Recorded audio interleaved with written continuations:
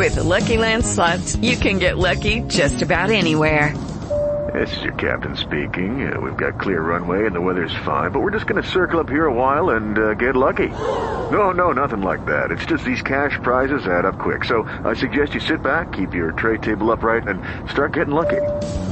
Play for free at LuckyLandSlots.com. Are you feeling lucky? No purchase necessary. Void where prohibited by law. 18+ terms and conditions apply. See website for details. Lucky Land Casino, asking people, what's the weirdest place you've gotten lucky? Lucky? In line at the deli, I guess? Aha, in my dentist's office. More than once, actually. Do I have to say? Yes, you do. In the car before my kids' PTA meeting. Really? Yes. Excuse me, what's the weirdest place you've gotten lucky? I never win and tell. Well, there you have it. You can get lucky anywhere, playing at LuckyLandSlots.com. Play for free right now. Are you feeling lucky? No purchase necessary. Void where prohibited by law. 18+. Terms and conditions apply. See website for details.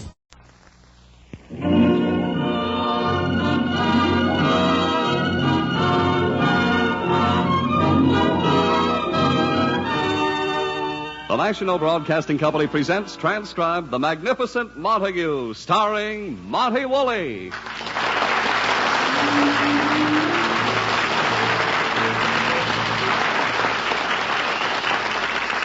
Alas, poor Montague. The Magnificent Montague, Dean of the Shakespearean stage, has sunk to radio.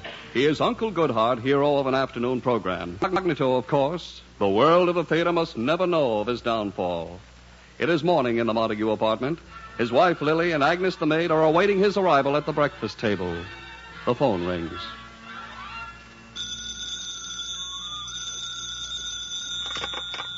Agnes, the phone. Got it, honey. The residence of Edwin Montague and Lily Boheme. Agnes on this end. You who? Mr. Manick of Empire Pictures, Hollywood? You want Montague? You got the wrong boy. No, I'm sure you got the wrong one. This one's never even seen a movie. Who knows why? Maybe he hates popcorn. Sorry. Who was it, Agnes? Somebody from a Hollywood motion picture company. Wanted Montague. I told him he had the wrong Montague. Edwin? Hollywood? We better not even tell him I spoke to someone from Hollywood over that phone. He'll have it taken out and sterilized. Oh, imagine Edwin and... I'll get it. The residence of Edwin Montague... What? Oh, you again. Look, Buster, you got the wrong Montague.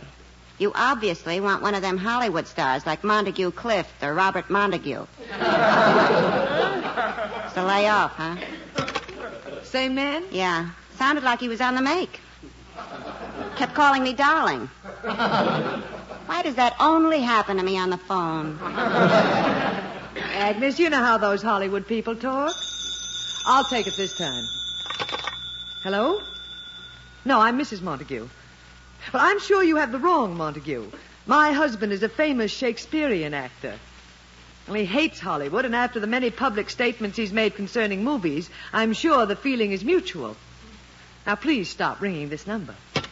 Same guy, huh? Mm-hmm. I hope the phone didn't waken Edwin. Heaven forbid he shouldn't get his 17 hours of sleep. Well, he was at a celebration at his proscenium club last night. What for? Did their youngest member collect his first Social Security check? This means the club's now 100% on the government. Now, Agnes, those actors in the club are not that old. You kidding? They still talk of how they entertained the soldiers during the war at Valley Forge. I hear him stirring. The monster's up. Now, Agnes, please. When he shows up, it may be 9 o'clock to you, but to me, it's the end of a perfect day. Have you his breakfast? Almost. I got his oatmeal ready. All I have to do is grind up the glass to put in it. Agnes, try and get along with Edwin. Now, this morning, why don't you greet him with a cheery hello? I'd rather do it with a howitzer. Must you always fight? No, I could always just stand by and watch myself get killed. Now, really, you know, Edwin, a barking dog never bites. Are you kidding? What do you think these scars on my legs are? Beauty spots? Oh, now, stop exaggerating. Try and understand him. You know, honey, for 25 years I've been trying to understand your husband. Then one day, like a bolt out of the blue, it hit me. I suddenly knew. What? He's a jerk. Agnes, if you'd... Uh-oh, Edwin's up. The call of the wild. Good morning, Lily. Where's Agnes? Here I am, making toast. Oh, for one brief, ecstatic moment, I thought she wasn't here. Edwin. Somehow, I keep dreaming of Agnes being hit by a truck. And what was that other dream? Why don't you hang around sometime when I'm making a cake? I'd like to get your beard caught in the mixmaster. Seriously, Agnes? Why did you come to work for us and plague my life? Weren't you happy wrestling on television? Oh, please stop it. Edwin, why don't you bury the hatchet? Bury the hatchet. Ah, that was my other dream about Agnes. Dragon Boy, will you please exhale? I have to light the oven. Agnes, bring in his oatmeal. Yes. What do you have after the oatmeal? Obviously, an autopsy. No fair. You've been peeking in the kitchen. Breakfast coming up. Ah, Lily, the insurance companies keep telling us 75% of the accidents happen in kitchens. Why doesn't it happen to Agnes? Can't she fall in the oven or something? Oh, now, Edwin, you know you like Agnes. Yes, well done. Oh, come on, Edwin, relax. Relax? In this house? What was all that jingling this morning? Oh, nothing. Someone had the wrong number. Gad, I thought you rented out the living room as a rehearsal hall for a Swiss bell ringing act. Where's the morning paper? Oh, Agnes. Yeah, honey? Have you this morning's newspaper? Yeah, but I ain't through with it yet. Charming situation. Agnes ain't through with it yet. Now, Edwin. What's she doing with it? Censoring it for us? Must my knowledge of what's going on in the world be screened through Agnes? What is she, a local iron curtain? I demand that newspaper now. Edwin, you've forgotten one thing. What?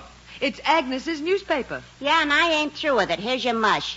My dear Lily, don't I make enough money selling my honor 5 times a week on the radio as Uncle Goodhart to afford a morning paper? Edwin, remember, I'm not allowed to buy a paper. 11 years ago, when Brooks Atkinson, the drama critic, in reviewing your Macbeth, compared you with Maurice Evans, you were so insulted you forbade me to ever bring a New York Times into the house again. Comparing me with that upstart, Maurice Evans. Take away his profile, what have you got? Mickey Rooney. Well, when Burns Mantle said that in Hamlet, your love scene with Miss Gwendolyn Forbes, who played Ophelia, wasn't convincing, you barred the Daily News from the house. My love scene wasn't convincing. At the time, Miss Gwendolyn Forbes had reached the age of sweet 62. What did he expect me to do when I kissed her? Pant? Those weren't embraces. I was just holding her up. And then when the Tribune critic said all right, Lily. What are you driving at? that the only morning newspaper that does ever get into this house belongs to Agnes. And I ain't through with it yet. I ain't through with it yet, Agnes. I keep forgetting who your English teacher was. Was it Tony Galento or Slapsy Maxie Rosenblum? No, they were the ones who taught me embroidery. Here's the newspaper, honey. Thank you, Agnes. See, Edwin? Agnes gave us her paper. Agnes, you will forgive me if I don't fall at your feet and lick your shoes. Edwin, eat your breakfast. I'll read through the theatrical news and see if there's anything interesting. Ooh, listen to this gossip from Hollywood. Hollywood? Please, Lily, not while I'm eating. Well, Edwin, this is amazing. Listen. Empire Pictures today announced they are going ahead with plans to film William Shakespeare's big hit, Macbeth. Oh, no, they can't do that. Listen to this. Originally slated to play the role of Macbeth was Red Skelton.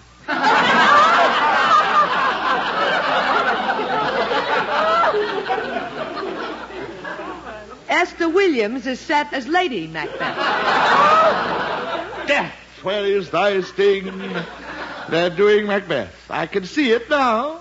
Macbeth will make his entrance sliding in with a putty nose, and the entire second act will be done underwater. Well, in the name of everything that is sacred to the theater, this must be stopped. Well, now listen, there's more. Because of a heavy schedule, Red Skelton had to bow out of the role. Studio bigwigs have decided on a revolutionary move. They are going to cast a Shakespearean actor in the role of Macbeth. What a novelty. Shakespearean actor to play Macbeth. Gad, these men are pioneers. Edwin, listen. Empire's ace talent scout, Clyde Manick, has been sent east to check the possibilities of using that old-time Shakespearean warhorse, Edwin the Magnificent Montague. I'll sue them. Get my lawyer. I, Edwin Montague in the movies. Here's your coffee, Clark. Quiet. Lily, we must buy up all the newspapers. No one must know that the name of Montague was ever even mentioned in a Hollywood column. Now, Edwin, don't get excited. Wanting me, Edwin Montague, for a movie? Why, it's like asking Lily Pons to sing The Cry of the Wild Goose. Well, Edwin, you can deny it. It's too late. My character has been sullied. I have been defiled. And this from the man who plays Uncle Goodhart on the radio. All right, Agnes, back to your slop pail. At least no one knows I'm Uncle Goodhart, but now, from coast to coast, the name of Montague will be linked with Trigger and Lassie. Here's your toast, Rin Tin Tin. Down, Agnes, down. Lily, what am I going to do? When the Proscenium Club hears of this, I'll be thrown out. Well, Edwin, it's a mistake. They'll think that where there's smoke, there's fire. They'll think that I, too, have deserted the theater for Hollywood gold. They'll write my name into the Proscenium Book of Infamy, alongside of Louis Callahan and Cedric Hardwick. Edwin, get the columnist to write a retraction. A retraction? That's not enough. I shall drag him out of his foul nest. I shall publicly horsewhip him in Times Square, and then I shall hang him from the marquee of the Paramount by his own typewriter ribbon. Days, I will let him sway in the breeze while the autograph hounds nip at his heels. Good, Edwin. Now, hurry. You have your broadcast of Uncle Goodhart to do. Here's your coat. Uncle Goodhart. Well, he smells like a fresh rose compared to the movies. Hurry, Edwin. You'll be late. I'm going. Remember, Lily, call my lawyer and have him start libel proceedings immediately. Goodbye. The movies. I better death.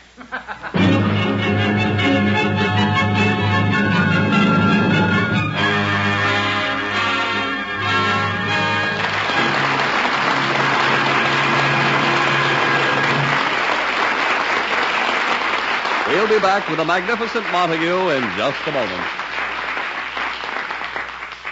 Tomorrow and every Saturday evening, there's a big evening's entertainment over most of these NBC stations. First, for mystery, Brian Donlevy stars in Dangerous Assignment as Soldier of Fortune Steve Mitchell. And then Herbert Marshall portrays The Man Called X. There's music. The Hit Parade brings you the top tunes in the land, followed by songs and fun on The Dennis Day Show.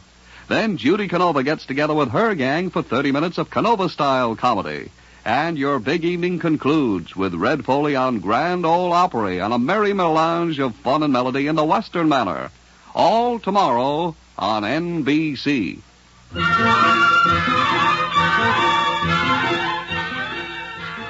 And now back to the Magnificent Montague.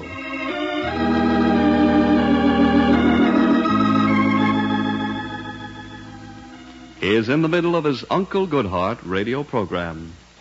And now, dear listeners, it's time to peek into Uncle Goodhart's mailbag with the silver lining. I have a letter from a lady who signs herself Melancholy Baby. It reads, Dear Uncle Goodhart, I am a bride of 15 years. The first 2 days of our marriage were divine. Then I began noticing little things about my husband. Every night he would sneak out and set things on fire. Houses, factories, stores. At first I tried to overlook these things because they made him laugh. And easy to get along with. About a month ago, a disturbing thing happened. I woke up in the middle of the night to find that my husband had soaked my foot in gasoline and was about to light it.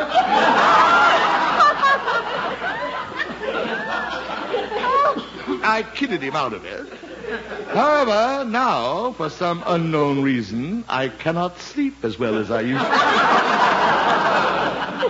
to. Since that night, I feel we are drifting apart.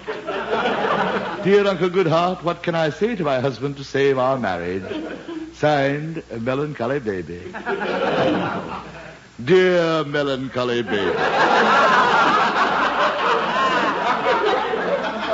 You say you and your husband are drifting apart. Now admit it. Isn't it you who are drifting away from him? Fess up. How many times have I told you, housewives, you're doing the cooking, washing, having babies, bringing them up isn't enough for a happy marriage. You must be a pal to your husband. You must share his interests.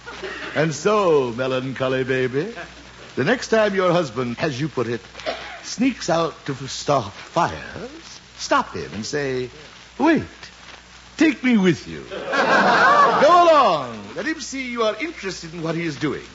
Show him you can be a good companion as well as a wife. Remember, marriage is a partnership. And so, a melancholy baby, take your husband by the hand and go into the world and into the sun and light.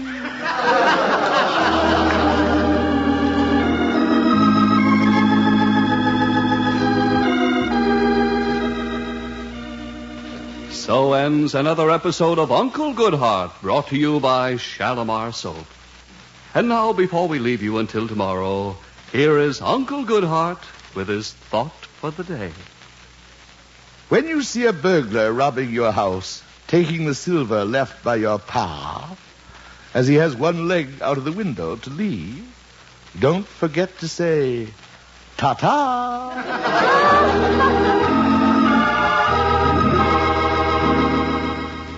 Okay, you're off the air, Mr. Montague. Good. Good show. Oh, here comes the director, Mr. Zinzar. Oh, there, Mr. Montague. I read the paper. How is our big movie star today? Oh, he hit me. Zinzar, if you ever mention me in connection with the movies again, you will remember that slap you just got as a fond caress. Now stop irking me. Somebody been irking you, Mr. Montague? Zinzar, have you been irking him? Irking him? I haven't been irking him. Quiet. I just don't want any mention of movies or Hollywood. But that item in the column. We're making plans to have your Uncle Goodhart programs broadcast from Hollywood. What must I do to get it through your armor-plated skulls that I am not going to Hollywood? Oh, I'm so sorry, old man. Sorry? So Red Skelton got your part after all. But gee whiz, Mr. Montague, I'll bet you could play the part as good as Red Skelton any old day. Oh, Thespis, God of the theater, deliver me from these morons. I am not going to Hollywood, now or ever. The subject is closed. But Mr. Quiet! Edwin Montague may have sunk to the depths of human depravity, where he has to associate with radio people like you, but Hollywood, never! Never!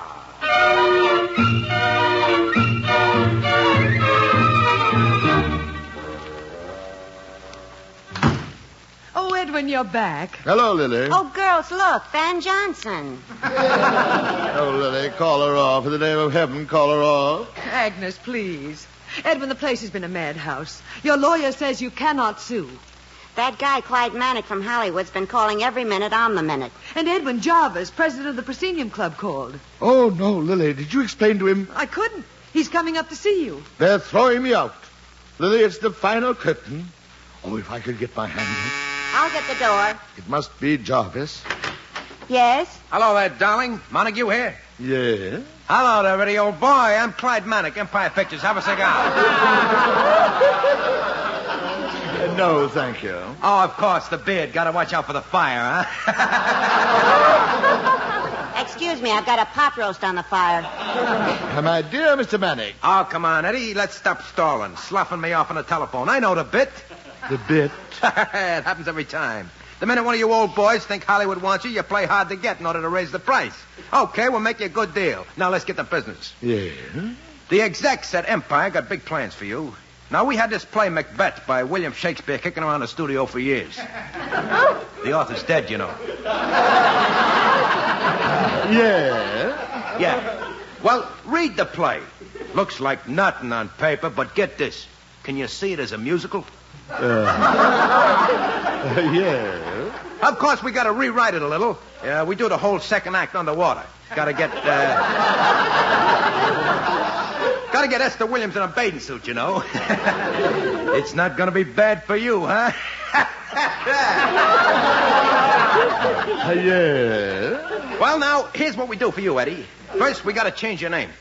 Edwin Montague. It's nothing. No appeal, and no one knows it. Yeah. We dreamed up a great new name for you. Get this. Raoul Randolph.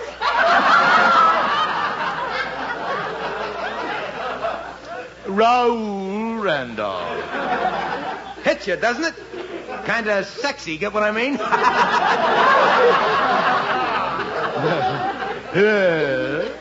Now, we get you to Hollywood early so you can spend a little time learning how to act. We're getting you the best dramatic coach in Hollywood, Buzzy Andrews. Buzzy Andrews. He only taught Lauren Bacall everything she knows about acting, that's all.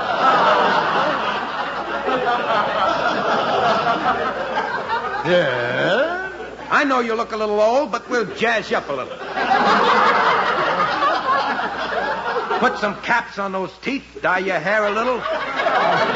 Play a little handball to get that belly off you. And then, of course, we got to teach you how to swim. Swim? You want to be in a second act, don't you? Yeah. Eddie, my boy, I tell you, Empire's going all out. We're taking you, an unknown, and blowing a lot of dough. You've got to give us your all. What do you say? Mr. Manick. Clyde. What's this, Mr. Manick? All right, Clyde. Either name will do for your tombstone. You have given me your plans. I will give you mine. Shoot. First, although I admit I am well beyond the age of recklessness, I am going to take flying lessons. Flying lessons? Yes. Then I am going to rent a plane, fly to Hollywood, and drop a bomb in the very center of the Empire Studios.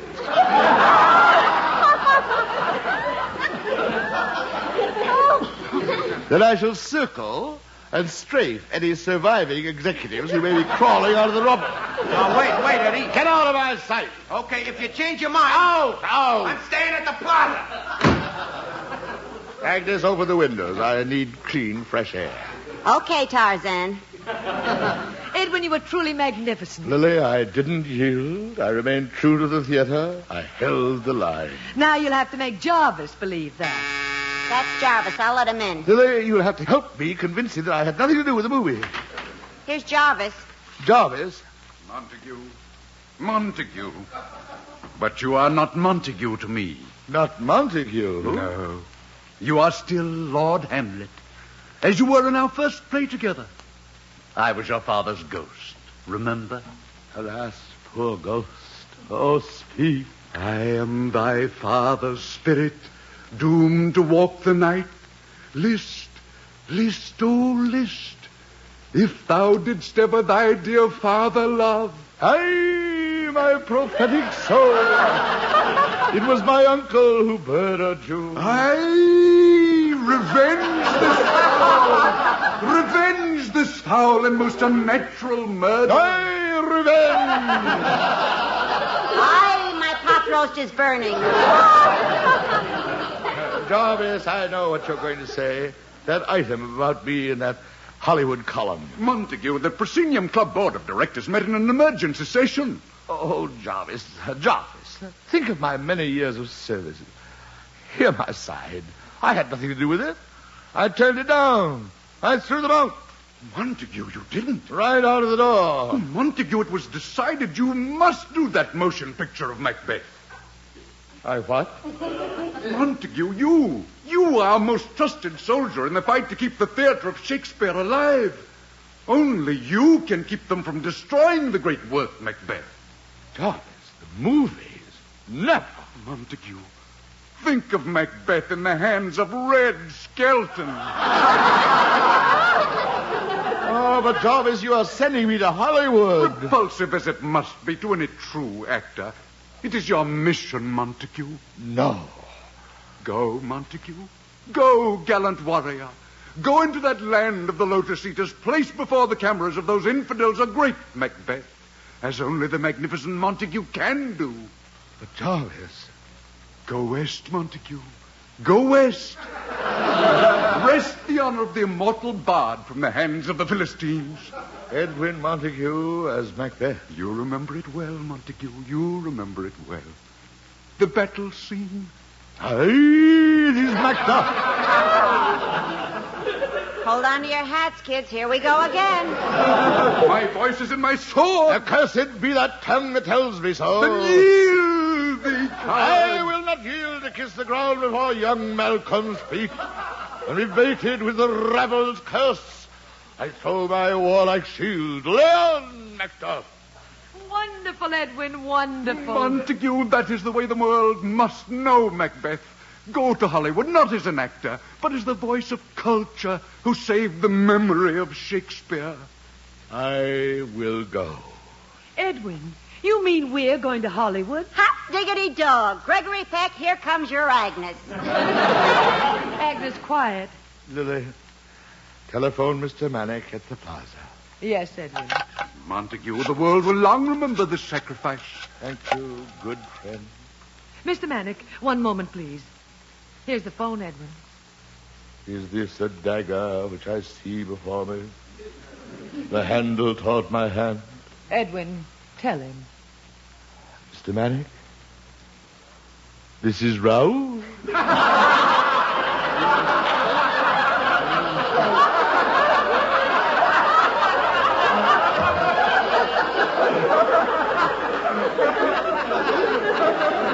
Raoul Randolph. I shall come to Hollywood to do Macbeth.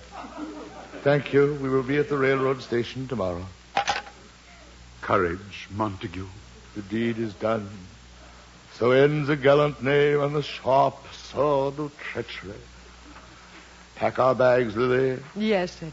Our hearts will be with you in Hollywood, Lord Macbeth. I go, and it is done. The bell invites me.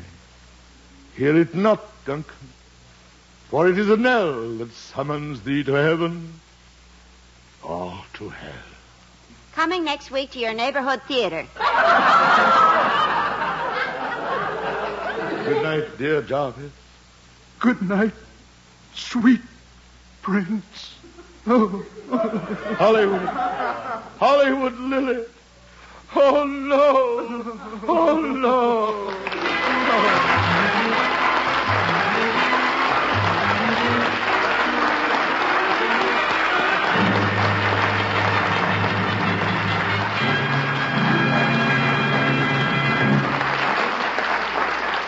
What will happen when the Magnificent Montague reaches Hollywood? Join us again next Friday at the same time for the answer and another transcribed visit with the Magnificent Montague, starring Monty Woolley, created and directed by Nat Hiken. Written by Nat Hiken and Billy Friedberg. Anne Seymour was Lily, Pert Kelton was Agnes. Included in tonight's cast were Johnny Gibson, John Griggs, Gavin Gordon, and Art Carney. Jack Ward at the organ. 3 chimes mean good times on NBC. Just listen to the gala lineup this Sunday and every Sunday on NBC. Tallulah Bankhead brings you the 90-minute Big Show. Phil Harris and Alice Faye bring you 30 minutes of comedy and melody. Hedda Hopper presents the inside stories of show business. Theater Guild on the Air brings you a 1-hour drama. Joel McRae stars in Tales of the Texas Rangers. And Quizmaster Jack Parr asks the $64 question. That's on Sunday on NBC. Now, this is Don Pardo saying stay tuned for Duffy's Tavern, which follows immediately.